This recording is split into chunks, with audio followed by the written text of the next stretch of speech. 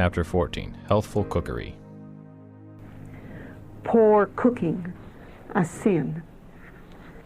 It is a sin to place poorly prepared food on the table, because the matter of eating concerns the well-being of the entire system.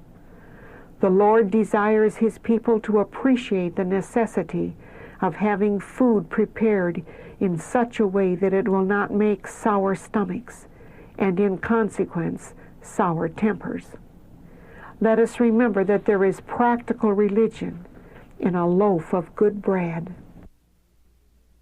Let not the work of cooking be looked upon as a sort of slavery. What would become of those in our world if all who are engaged in cooking should give up their work with the flimsy excuse that it is not sufficiently dignified? Cooking may be regarded as less desirable than some other lines of work, but in reality it is a science in value above all other sciences. Thus, God regards the preparation of healthful food. He places a high estimate on those who do faithful service in preparing wholesome, palatable food. The one who understands the art of properly preparing food and who uses this knowledge is worthy of higher commendation than those engaged in any other line of work. This talent should be regarded as equal in value to 10 talents, for its right use has much to do with keeping the human organism in health. Because so inseparably connected with life and health, it is the most valuable of all gifts. Respect due the cook. I prize my seamstress. I value my copyist. But my cook, who knows well how to prepare the food to sustain life and nourish brain, bone, and muscle, fills the most important place among the helpers in my family. Some who learn to be seamstresses, typesetters, proofreaders, bookkeepers, or school teachers consider themselves too aristocratic to associate with the cook. These ideas have pervaded nearly all classes of society. The cook is made to feel that her occupation is one which places her low in the scale of social life, and that she must not expect to associate with the family on equal terms. Can you be surprised, then, that intelligent girls seek some other employment? Do you marvel that there are so few educated cooks? The only marvel is that there are so many who will submit to such treatment. The cook fills an important place in the household. She is preparing food to be taken into the stomach, to form brain, bone, and muscle. The health of all members of the family depends largely upon her skill and intelligence. Household duties will never receive the attention they demand until those who faithfully perform them are held in proper respect. There are very many girls who have married and have families who have but little practical knowledge of the duties devolving upon a wife and mother. They can read and play upon an instrument of music, but they cannot cook. They cannot make good bread, which is very essential to the health of the family. To cook well, to present healthful food upon the table in an inviting manner, requires intelligence and experience. The one who prepares the food that is to be placed in our stomachs, to be converted into blood to nourish the system, occupies a most important and elevated position. The position of copyist, dressmaker, or music teacher cannot equal in importance that of the cook. Every woman's duty to become a skillful cook. Our sisters often do not know how to cook. To such I would say, I would go to the very best cook that could be found in the country and remain there, if necessary, for weeks until I had become mistress of the art, an intelligent, skillful cook. I would pursue this course if I were 40 years old. It is your duty to know how to cook, and it is your duty to teach your daughters to cook. When you are teaching them the art of cookery, you are building around them a barrier that will preserve them from the folly and vice which they may otherwise be tempted to engage in. In order to learn how to cook, women should study and then patiently reduce what they learn to practice. People are suffering because they will not take the trouble to do this. I say to such, it is time for you to rouse your dormant energies and inform yourselves. Do not think the time wasted which is devoted to obtaining a thorough knowledge and experience in the preparation of healthful, palatable food. No matter how long an experience you have had in cooking, if you still have the responsibilities of a family, it is your duty to learn how to care for them properly. Let men and women learn to cook. Many who adopt the health reform complain that it does not agree with them. But after sitting at their tables, I come to the conclusion that it is not the health reform that is at fault, but the poorly prepared food. I appeal to men and women to whom God has given intelligence. Learn how to cook. I make no mistake when I say men, for they, as well as women, need to understand the simple, healthful preparation of food. Their business often takes them where they cannot obtain wholesome food. They may be called to remain days and even weeks in families that are completely ignorant in this respect. Then, if they have the knowledge, they can use it to good purpose.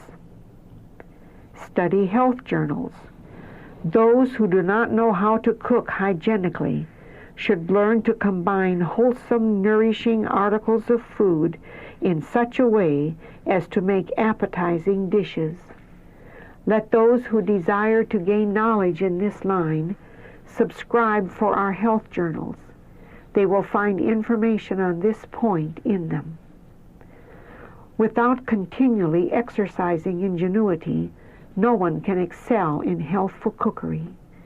But those whose hearts are open to impressions and suggestions from the great teacher will learn many things and will be able also to teach others, for he will give them skill and understanding. Encourage development of individual talent. It is the Lord's design that in every place men and women shall be encouraged to develop their talents by preparing healthful foods from the natural products of their own section of the country. If they look to God, exercising their skill and ingenuity under the guidance of His Spirit, they will learn how to prepare natural products into healthful foods. Thus, they will be able to teach the poor how to provide themselves with foods that will take the place of flesh meat. Those thus helped can in turn instruct others. Such a work will yet be done with consecrated zeal and energy. If it had been done before, there would today be many more people in the truth, and many more who could give instruction. Let us learn what our duty is, and then do it. We are not to be dependent and helpless, waiting for others to do the work that God has committed to us. A call for cooking schools. Connected with our sanitariums and schools, there should be cooking schools, where instruction is given on the proper preparation of food. In all our schools, there should be those who are fitted to educate the students, both young men and women, in the art of cooking. Women especially should learn how to cook. Good service can be done by teaching the people how to prepare healthful food. This line of work is as essential as any that can be taken up.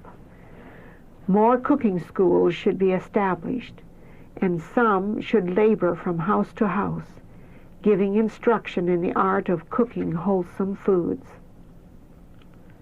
Health reform and good cooking. One reason why many have become discouraged in practicing health reform is that they have not learned how to cook so that proper food, simply prepared, would supply the place of the diet to which they have been accustomed. They become disgusted with the poorly prepared dishes, and next we hear them say that they have tried the health reform and cannot live in that way. Many attempt to follow out meager instructions in health reform and make such sad work that it results in injury to digestion and in discouragement to all concerned in the attempt. You profess to be health reformers, and for this very reason you should become good cooks. Those who can avail themselves of the advantages of properly conducted hygienic cooking schools will find it a great benefit both in their own practice and in teaching others. Changing from a meat diet. We advise you to change your habits of living, but while you do this, we caution you to move understandingly. I am acquainted with families who have changed from a meat diet to one that is impoverished. Their food is so poorly prepared that the stomach loathes it, and such have told me that the health reform did not agree with them, that they were decreasing in physical strength. Here is one reason why some have not been successful in their efforts to simplify their food. They have a poverty-stricken diet. Food is prepared without painstaking, and there is a continual sameness. There should not be many kinds at any one meal, but all meals should not be composed of the same kinds of food without variation. Food should be prepared with simplicity, yet with a nicety which will invite the appetite. You should keep grease out of your food. It defiles any preparation of food you may make. Eat largely of fruits and vegetables. The proper cooking of food is a most important accomplishment, especially where meat is not made a principal article of food. Is good cooking an essential requirement. Something must be prepared to take the place of meat, and these substitutes for meat must be well prepared so that meat will not be desired. It is the positive duty of physicians to educate, educate, educate by pen and voice all who have the responsibility of preparing food for the table. We need persons who will educate themselves to cook healthfully. Many know how to cook meats and vegetables in different forms, who yet do not understand how to prepare simple and appetizing dishes. Poor cooking, a cause of disease. For want of knowledge and skill in regard to cooking, many a wife and mother daily sets before her family ill-prepared food, which is steadily and surely impairing the digestive organs and making a poor quality of blood. The result is frequent attacks of inflammatory disease and sometimes death. We can have a variety of good, wholesome food cooked in a healthful manner so that it will be palatable to all. It is of vital importance to know how to cook. Poor cooking produces disease and bad tempers. The system becomes deranged, and heavenly things cannot be discerned. There is more religion in good cooking than you have any idea of. When I have been away from home sometimes, I have known that the bread upon the table, as well as most of the other food, would hurt me. But I would be obliged to eat a little in order to sustain life. It is a sin in the sight of heaven to have such food. Appropriate epitaphs. Scanty, ill-cooked food depraves the blood by weakening the blood-making organs. It deranges the system and brings on disease with its accompaniment of irritable nerves and bad tempers. The victims of poor cookery are numbered by thousands and tens of thousands. Over many graves might be written, died because of poor cooking, died of an abused stomach. Souls lost because of poor cooking. It is a sacred duty for those who cook to learn how to prepare healthful food. Many souls are lost as the result of poor cookery. It takes thought and care to make good bread, but there is more religion in a loaf of good bread than many think. There are few really good cooks. Young women think that it is menial to cook and do other kinds of housework, and for this reason, many girls who marry and have the care of families have little idea of the duties devolving upon a wife and mother. No mean science. Cooking is no mean science, and it is one of the most essential in practical life. It is a science that all women should learn, and it should be taught in a way to benefit the poorer classes. To make food appetizing and at the same time simple and nourishing requires skill, but it can be done. Cooks should know how to prepare simple food in a simple and healthful manner, and so that it will be found more palatable as well as more wholesome because of its simplicity. Every woman who is at the head of a family and yet does not understand the art of healthful cookery should determine to learn that which is so essential to the well-being of her household. In many places, hygienic cooking schools afford opportunity for instruction in this line. She who has not the help of such facilities should put herself under the instruction of some good cook and persevere in her efforts for improvement until she is mistress of the culinary art. Study economy. In every line of cooking, the question that should be considered is, how shall the food be prepared in the most natural and inexpensive manner? And there should be careful study that the fragments of food left over from the table be not wasted. Study how that in some way these fragments of food shall not be lost. This skill, economy, and tact is a fortune. In the warmer parts of the season, prepare less food. Use more dry substance. There are many poor families who, although they have scarcely enough to eat, can often be enlightened as to why they are poor. There are so many jots and tittles wasted. Lives sacrificed to fashionable eating. With many, the all-absorbing object of life, that which justifies any expenditure of labor, is to appear in the latest style. Education, health, and comfort are sacrificed at the shrine of fashion. Even in the table arrangements, fashion and show exert their baleful influence. The healthful preparation of food becomes a secondary matter. The serving of a great variety of dishes absorbs time, money, and taxing labor without accomplishing any good.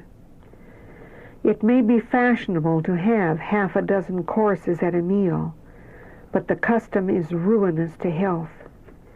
It is a fashion that sensible men and women should condemn by both precept and example. Do have a little regard for the life of your work. Is not the life more than meat, and the body than raiment? In these days, domestic duties claim almost the whole time of the housekeeper. How much better it would be for the health of the household if the table preparations were more simple. Thousands of lives are sacrificed every year at this altar, lives which might have been prolonged had it not been for this endless round of manufactured duties. Many a mother goes down to the grave who, had her habits been simple, might have lived to be a blessing in the home, the church, and the world. The choice and preparation of foods important. The large amount of cooking done is not at all necessary. Neither should there be any poverty-stricken diet, either in quality or quantity. It is important that the food should be prepared with care, that the appetite, when not perverted, can relish it. Because we, from principle, discard the use of meat, butter, mince pies, spices, lard, and that which irritates the stomach and destroys health, the idea should never be given that it is of but little consequence what we eat. It is wrong to eat merely to gratify the appetite, but no indifference should be manifested regarding the quality of the food or the manner of its preparation. If the food eaten is not relished, the body will not be so well nourished. The food should be carefully chosen and prepared with intelligence and skill. The stereotyped breakfast. I would pay a higher price for a cook than for any other part of my work. If that person is not apt and has no skill in cooking, you will see, as we have in our experience, the stereotyped breakfast, porridge, as it is called, we call it mush, baker's bread, and some kind of sauce, and that is all with the exception of a little milk.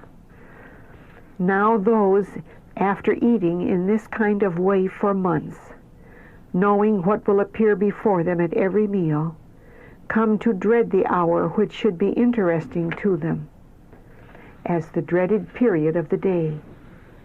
I suppose you will not understand all this until you have experienced it, but I am really perplexed over this matter. Were I to act over the preparation in coming to this place, I would say, give me an experienced cook who has some inventive powers to prepare simple dishes healthfully, and that will not disgust the appetite. Study and practice. Many do not feel that this cooking is a matter of duty, hence they do not try to prepare food properly. This can be done in a simple, healthful, and easy manner without the use of lard, butter, or flesh meats. Skill must be united with simplicity. To do this, women must read and then patiently reduce what they read to practice. Many are suffering because they will not take the trouble to do this. I say to such, it is time for you to rouse your dormant energies and read up. Learn how to cook with simplicity, and yet in a manner to secure the most palatable and healthful food. Because it is wrong to cook merely to please the taste or to suit the appetite, no one should entertain the idea that an impoverished diet is right. Many are debilitated with disease and need a nourishing, plentiful, well-cooked diet. An important branch of education. It is a religious duty for those who cook to learn how to prepare healthful food in different ways so that it may be eaten with enjoyment. Mothers should teach their children how to cook. What branch of the education of a young lady can be so important as this? The eating has to do with the life. Scanty, impoverished, ill-cooked food is constantly depraving the blood by weakening the blood-making organs. It is highly essential that the art of cookery be considered one of the most important branches of education. There are but few good cooks. Young ladies consider that it is stooping to a menial office to become a cook. This is not the case. They do not view the subject from a right standpoint. Knowledge of how to prepare food healthfully, especially bread, is no mean science. Mothers neglect this branch in the education of their daughters. They take the burden of care and labor and are fast wearing out, while the daughter is excused to visit, to crochet, or study her own pleasure. This is mistaken love, mistaken kindness. The mother is doing an injury to her child, which frequently lasts her lifetime. At the age when she should be capable of bearing some of life's burdens, she is unqualified to do so. Such will not take care and burdens. They go light-loaded, excusing themselves from responsibilities, while the mother is pressed down under her burden of care as a cart beneath sheaves.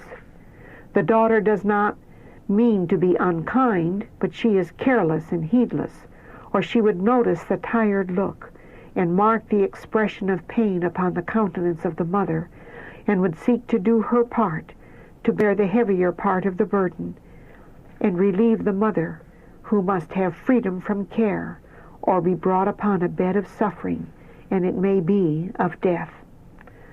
Why will mothers be so blind and negligent in the education of their daughters? I have been distressed, as I have visited different families, to see the mother bearing the heavy burdens, while the daughter, who manifested buoyancy of spirit and had a good degree of health and vigor, felt no care, no burden. When there are large gatherings and families are burdened with company, I have seen the mother bearing the burden with the care of everything upon her, while the daughters are sitting down, chatting with young friends, having a social visit. These things seem so wrong to me that I can hardly forbear speaking to the thoughtless youth and telling them to go to work. Release your tired mother. Lead her to a seat in the parlor and urge her to rest and enjoy the society of her friends.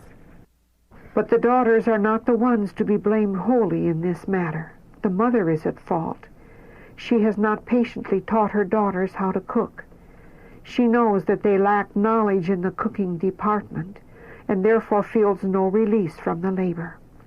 She must attend to everything that requires care, thought, and attention. Young ladies should be thoroughly instructed in cooking. Whatever may be their circumstances in life, here is knowledge which may be put to a practical use.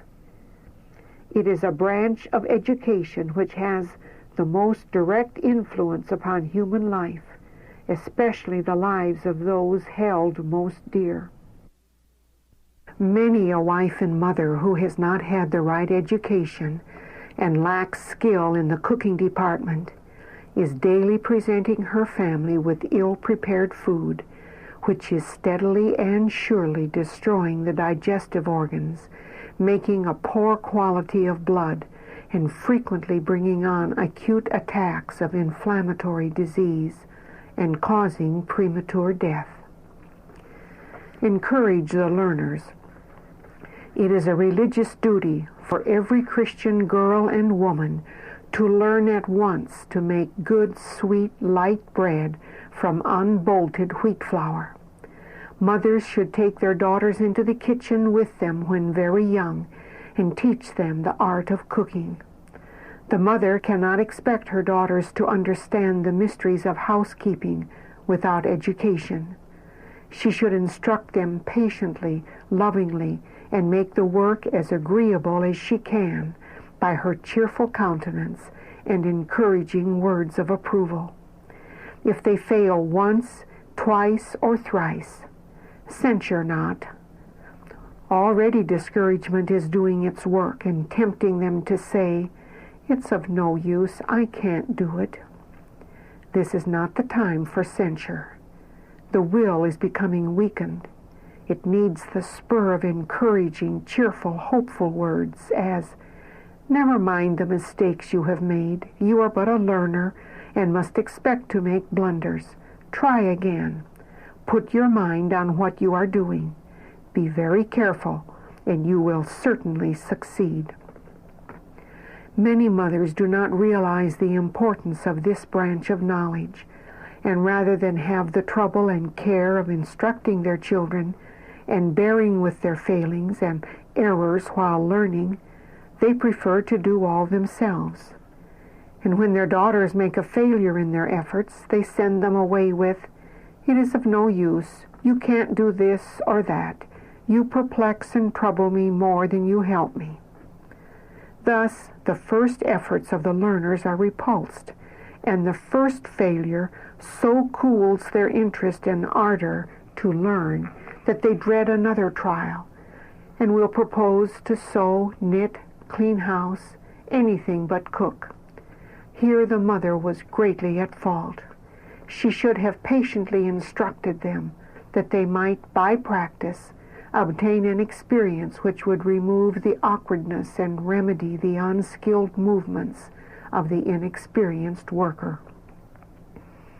Cooking lessons more essential than music. Some are called to what are looked upon as humble duties.